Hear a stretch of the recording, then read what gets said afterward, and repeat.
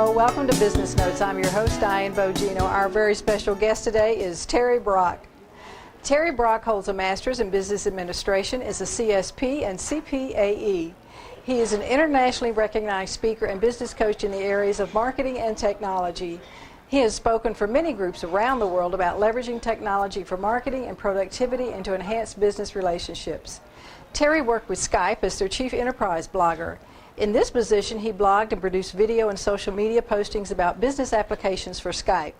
AT&T engaged his services as their editor-in-chief for their top-rated blog, and he drove it to become the envy of Fortune 100 companies across America. Terry has taught martial arts, worked in radio, newspapers, is studying the Russian and Japanese languages, and rides a unicycle in his spare time. And he still finds it possible to work and have fun with technology almost 24 hours a day. Terry, thank you so much for being with us tonight. It's great to be with you, Diane. Terry, you know, we hear a lot about Google Hangout, and I know it might be new to some people, but how can business owners use it to promote their businesses? Well, Google Hangouts is a great way to communicate some good information from a variety of sources. For instance, you can bring in up to 10 people, including the host, on the screen. And you think about that, that might be a little bit crowded, but if you can zero in on maybe 2 or 3 experts and someone is interviewing them, now you're creating great content on a particular matter that is really important to a lot of people. Plus, you can also share screen. So that means you can go through a PowerPoint kind of presentation or a keynote over on the Mac side, and you can say, here are the slides, etc., and then go back and see the people and get their reaction. So really, it's a great way for productivity and for marketing, all rolled into a nice free package that can then also be sent to the world through YouTube. Right.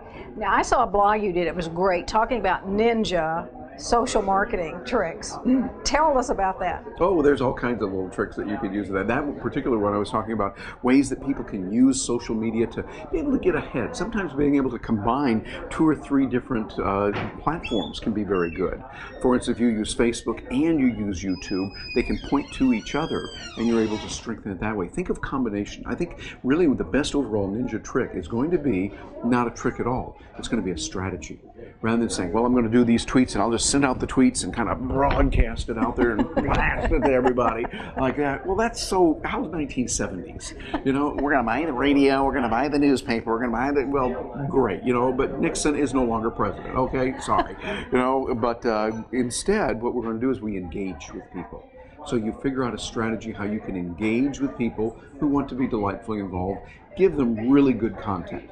Give them a lot of content for free, but then also have even better material, better learning, better problem-solving material that they can use at a premium level. Business people understand that. And so I think those are the basic tricks are no tricks at all.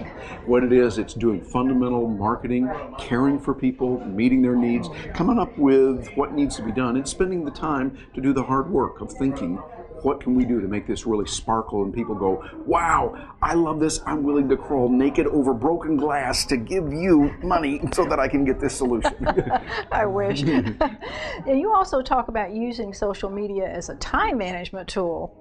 Could you explain that a little bit? Yeah, it's very important that you look at what you're going to do because, see, so many people go, gee, I'd like to do social media, but I just don't have the time for it. And I don't know if you've ever heard that, but it's like, yeah, you know, because there's always these things out there to do. And so, again, it goes back to the strategy. You got to go, okay, step back first before you go, oh, should I get into Twitter? Oh, should I do Facebook? Should I do Tumblr? Should I do Digit? Should I do that? You go, oh, I can't do it all. Well, that's right, because you got to have a strategy. It's like saying, okay, I want to become a medical doctor. Oh, and I want to be an architect. Oh, and I want to be a dentist. And I'm going to enter all those schools. And no. Have a strategy of what you're going to do and step back to think, what do we really want to accomplish in our business? How do we best engage with people? How do we best engage with stakeholders, customers, as well as clients, customers, whatever we're going to call them? How do we engage with employees? How do we engage with the press? How do we engage with others that are out there? And then put together a strategy. How does Facebook work for us? Or does Facebook even work for us? Does Twitter work for us? Does YouTube? All of those. Now, some of them, absolutely, if you're in business, you need to be there. Just need to carefully think it through. Get someone that can help you on that. It would be worth getting on the telephone, or better yet, Skype or Google Hangout with an expert and say, okay, here's my business. Walk me through this. What do I need to do to develop my strategy? Be willing to part with some coins so you'll be able to get that. I love the way Ben Franklin said it. He said, be willing to part with the coins of your purse to fill your mind so that your mind will fill your purse with coins. Wow. And so, I wish I would have said that. Ben Franklin beat me to the punch, The nerves. He's stolen all my good stuff. And so I think by doing that and looking at what we want to do, an overall strategy is a business decision. And so it's not a matter of the new giga, shiny new object of the moment, but rather a sound business policy and strategy to accomplish your goals and objectives. Right. And you talk about being self-reliant in your marketing. Could you explain that a little bit? Yeah, well, that goes back to my old buddy Ralph Waldo Emerson, who also stole a lot of my lines, in his essay on self-reliance. Be able to do it on your own. Be able to get out there and do it, but you can't do it on your own. Sounds like a contradiction. But what you want to do is realize it's up to you. You've got to be responsible for it. But you reach out to others and bring them in. Rather than hiring employees, which you can do, and there's a place for that in some places. The good news is for small businesses today, you can tap into some of the best brain power anywhere in the world. You can find people that'll help you in many different areas. Hey, this is why God invented India. There's some brilliant, wonderful people there. And the Philippines. I mean, we're using people from the Philippines, from India, from Malaysia, and even the United States. You've heard of that? Yeah. But seriously, we built a team together. And it's kind of like, remember way back in the 60s, or on Nickelodeon now, the Mission Impossible. Right. And then they say, Mr. Phelps, should you decide to accept this, this is going to happen, and if anything happens to you, we're not going to mention anything about it. We don't know you. And so he would go back and you'd hear that dun-dun-dun, playing, and he would go through a stack of people to figure out this person, this one, no, not this one, not this one, but oh, yeah, this one. So what you do is for each project, you assemble your team, and that team can be from anywhere. So by bringing in the right brain power and being willing to part with your capital to get them, say, look, I want an hour of this person's time. And you're going to learn. And you think, I'm going to try it for an hour, a half hour, try it and see what they're like. And if you say, gee, it didn't work out, I don't think I like it, that's good information to know. If it works out well, then you go, hey, I'm going to hang on to her. She's really good at this. And then you find exceptionally good people, and now you can then create a product and a service that you can offer to those who will buy it from you, and you're far better off that way. And tell us how to get people to buy or to want what it is we have to sell. You got to ask and find out what they want. They're just saying, hi, I'm wonderful, you got to buy this, here we have this. Just earlier this week, we bumped into someone who was just talking all the time. We went over to find out, could we do some things, etc., and found out this person just kept talking and talking and talking and talking and talking. Nauseously. The person had what I like to call eye trouble. And I'm not calling about I here, E-Y-E, I'm saying the letter I. And they're like, every sentence had, I did this, and this is what we do, and I do this, and I can do this, and me things, and my. Never once said, what are you doing with this, Terry? What kind of things do you want? I think that's the key. How do you find out what they want to buy? Well, here's a concept. You ask. You sit down and go, what do you want? What are you dealing with? What are your issues right now? Where are your pains and things? And then when you find that out, then you can construct an answer around it more intelligently. You're working with them to provide a solution, not just coming out and go, hi, we got blue widgets. You want it? We can make you a deal. We got the best deals here on blue widgets. You can do it. It's like a derby hat, cigar smoking 1950s car salesman. We don't want that style. We want someone who can approach us as a human being, there's a concept, and be able to deal with us in a real way. That's how you do it. It's no mystery. It's pretty simple, but it's not easy. Right. It takes work and it takes thinking and preparation. Right. That kind of falls into your bestseller book that you have. It's not about e-commerce, it's about our commerce.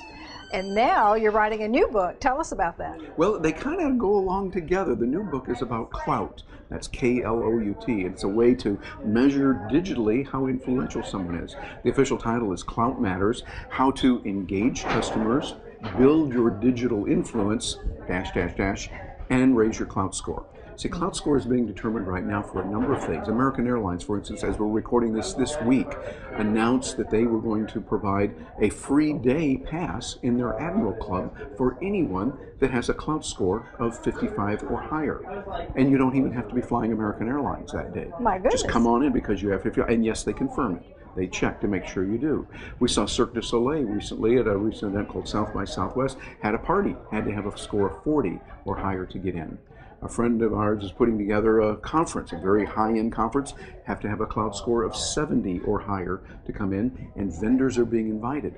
they will want to be around people that are that influential because they'll be able to interact with them, they'll know about them. Clout gives you the ability to determine, are you doing the right social media practices in the right way? Don't look at it as, oh gee, I'm not in the cool kids club. It's like, no, am I doing the right things? If you want to lose weight for whatever reason, think, okay, what do I need to do? It's not a matter of, oh, I should beat myself up because I step on the scale. And by the way, that's just today. Don't eat this, exercise this way, get this medical advice, and do the right things. And much like we like to use the metaphor of a BMI. You might say, okay, I'm overweight, etc. You don't try to get a better BMI directly. You really want to lose the weight and get in better health, and then the BMI comes along as you follow the proper medical advice, etc. So that's really what Clout is about. It's building those relationships, like the R-commerce. It's building relationships, building your business, doing the sound practices in a consistent way, and then you're able to, oh, by the way, get a higher Clout score. Terry, thank you so much for all your good advice. We really appreciate you being on the show. You bet. Diane, always great to be with you. You too. We've been speaking with Terry Brock, a CSP, CPAE, internationally recognized speaker and business coach in the areas of marketing and technology. Thank you for joining us on Business Notes. I'm Diane Bogino, bringing you business ideas you can bank on.